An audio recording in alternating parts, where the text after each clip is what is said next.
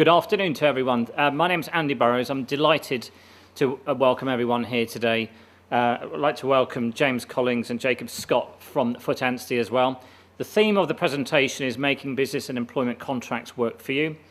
We would like it to be an interactive and enjoyable session. Hopefully everyone in the room will get something out of it.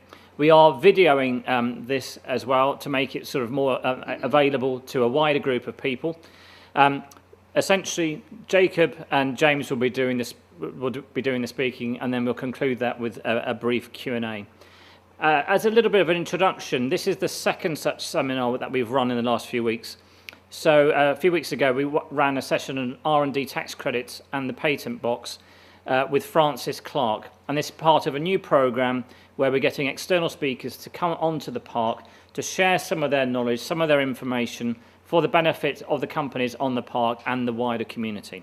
So I'd like to thank Pt1 again. In terms of the objectives that we've identified from this session, I've summarised them on the screen in front of you. If they fail to deliver, please hold them to account. So this is your session, and I expect you to get something out of it, and I'm very much looking forward to it myself. There are two elements, essentially the business element and the sort of employment element. Jacob will kick off on the business side, and then James on the employment side.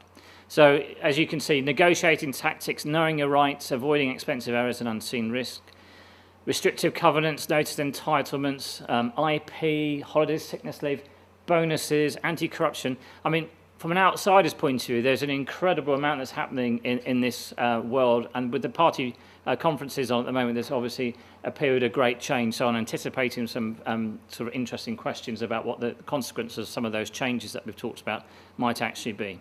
So with that, I'd like to sort of conclude and hand over to Jacob. Thank you.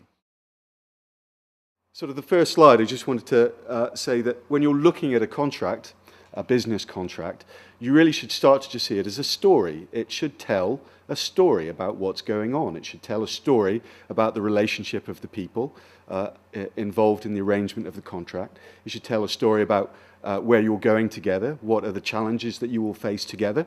It should tell a story about what the end game is, what the hurdles are, that if you trip over a hurdle, there will be consequences. Are there punishments if you fail to deliver on what you set out to do together? So that's how I see them. They're like little stories, and it might be helpful for you to see them that way too.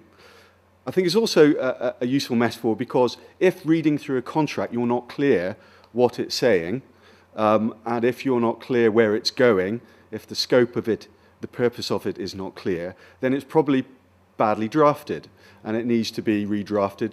And you also have to make sure that you thoroughly understand those, because quite often there'll actually be mistakes in the contract. It's not just that you're not reading it or don't have the legal knowledge, it's just that they're badly worded. So I thought I'd start off talking about how do you read a business contract, any kind of commercial contract. And you may have all seen this email that went around probably 2 or 3 years ago that it doesn't really matter where the letters in between a word are, or even if several letters are missing in a word. Our mind, we're trained to read fast, to skip through words and to skip over whole sentences sometimes, and basically to make assumptions about what we're reading. So when you read this, according to research at Cambridge University, it doesn't matter what order the letters are, etc. You read it very easily, and it's terrific in your day-to-day life. It's brilliant when you're reading that dime novel on the train, because you can just fly through that thing.